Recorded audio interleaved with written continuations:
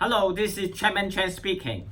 Legally speaking, China will not be able to use the Wuhan coronavirus as an excuse for failing to comply with the terms of the Phase 1 US-China trade deal.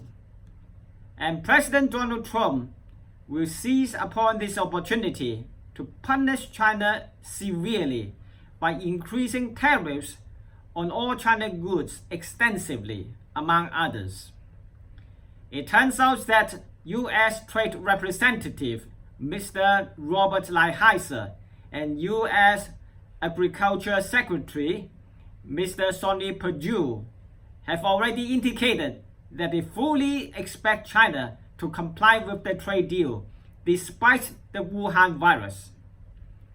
On the other hand, Wei Jiangguo, former Deputy Minister for China Foreign Trade, has recently suggested that China may invoke force majeure on items other than U.S. agricultural products due to the Wuhan virus impact on China's economy.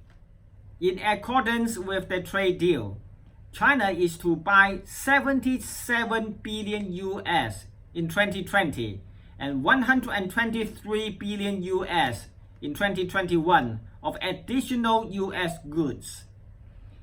In other words, US exports to China should skyrocket to as much as 263 billion US this very year.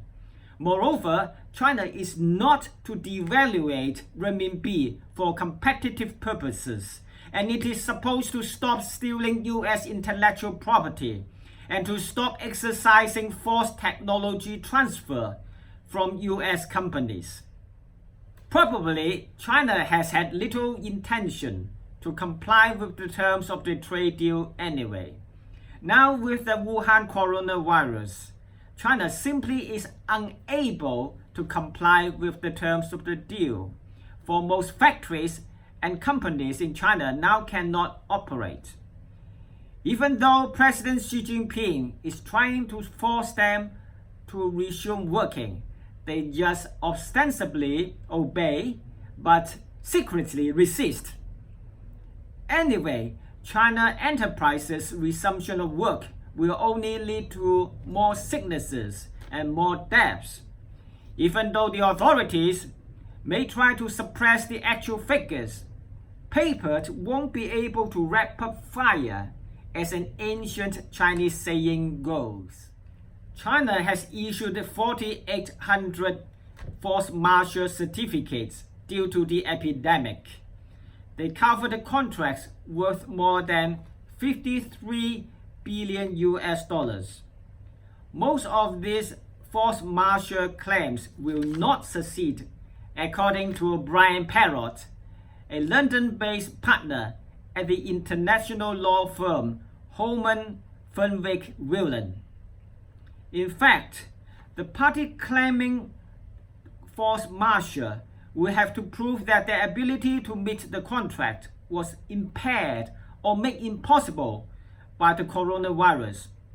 The latter, in particular, is extremely difficult or challenging to prove, Brian Parrott added.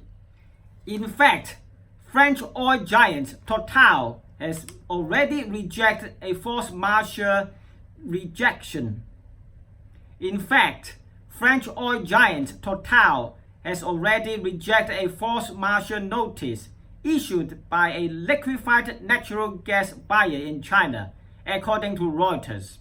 Furthermore, how can China persuade America to accept the excuse that the Wuhan coronavirus has made it impossible for China to meet the Phase 1 trade deal when it would not let in US experts to check out the coronavirus situation in China?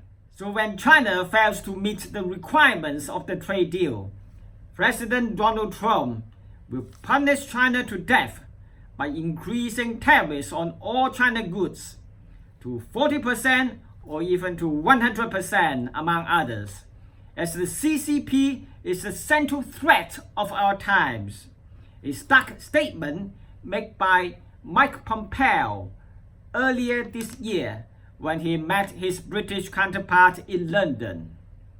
The penalty will put an end to the Red Dragon, which is already dying of the coronavirus. Thank you for watching. God bless.